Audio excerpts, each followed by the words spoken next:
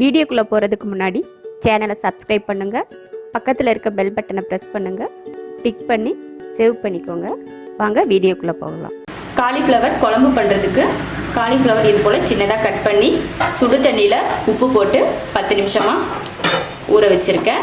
அப்போ தான் அதில் இருக்க பூச்சி புழு எல்லாம் போகும். அதுக்காக குழம்புக்கு தேவையான மசாலா ரெடி பண்ணுறதுக்கு மல்லி 1 ஸ்பூன், அரை ஸ்பூன் மிளகு, அரை ஸ்பூன் ஜீரகம், சோம்பு 1 ஸ்பூன், மிளகாய் நம்ம காரத்துக்கு எவ்வளோ தேவையோ அந்த மாதிரி மிளகாய் எடுத்துக்கலாம். நான் 6 மிளகாய் எடுத்திருக்கேன்.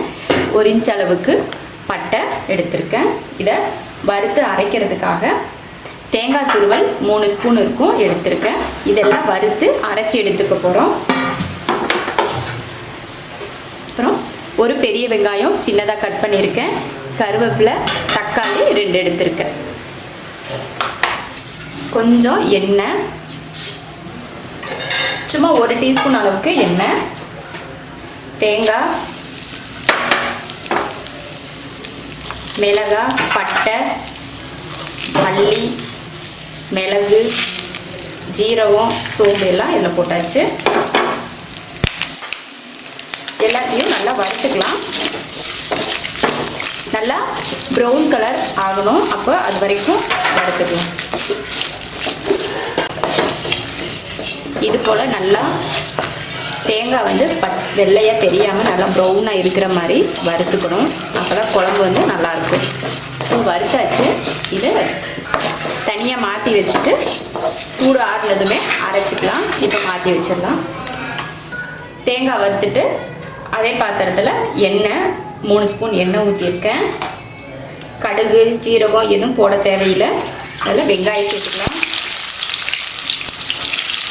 கருவேப்பிலை,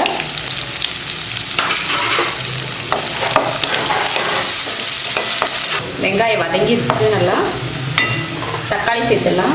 தக்காளியா 2 தக்காளி சேர்த்துருக்கேன். சின்னதாக இருந்தால் 3 சேர்த்துக்கோங்க. புளியெல்லாம் நம்ம ஊற்ற மாட்டோம். தக்காளியில் இருக்க புளிப்பு மட்டும்தான். இதில் காலிஃப்ளவர் சேர்த்துக்கலாம். கொஞ்சம் உப்பு, அப்புறமா கொஞ்சம் வதக்கினதுக்கப்புறம் கொஞ்சம் உப்பு போட்டுக்கலாம். இப்போ கொஞ்சம் உப்பு. இப்போ மூடி வச்சிடலாம்.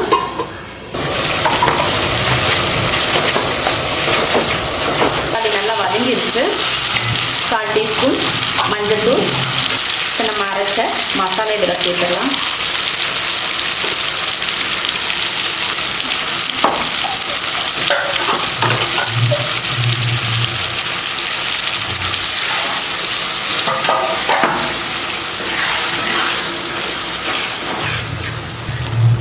தேவையான தண்ணி,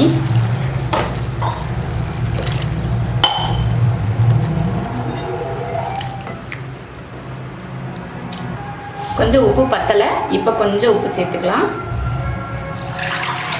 சேர்த்துட்டு இனி கொஞ்சம் தண்ணி சேர்த்துக்கலாம். குழம்பு கொஞ்சம் இப்போ தண்ணியாக தான் இருக்குது. வெந்துச்சுன்னா நல்லா வெந்து வத்துறப்போ கரெக்டாகிடும். கெட்டியாக வேணும்னா இந்த அளவுக்கு விட்டுக்கலாம். இனி கொஞ்சம் தண்ணியாக குழம்பு இருந்தால் நல்லாயிருக்கும் அப்படின்னு நினச்சா இனி ஒரு 1/2 டம்ளர் தண்ணி சேர்த்து ஊற்றிக்கலாம். இப்போ மூடி வச்சு வேக வைக்கலாம். ஒரு 5 நிமிஷத்துக்கு நல்லா வேக வச்சுட்டு அதுக்கப்புறம் ஓப்பன் பண்ணி பார்க்கலாம். இப்போ மூடி வச்சிடலாம். காலிஃப்ளவர் குழம்பு வெந்துருச்சு. நல்லா காலிஃப்ளவர் வெந்து மசாலா வடையும் போய் குழம்பு நல்லா வத்திருச்சு. இது சாப்பாட்டுக்கு காலிஃப்ளவர் குழம்பு வந்து சாப்பாட்டுக்கு ஊற்றி சாப்பிட நல்லாயிருக்கும். சப்பாத்திக்கும் நல்லாயிருக்கும், தோசைக்கும் நல்லாயிருக்கும்.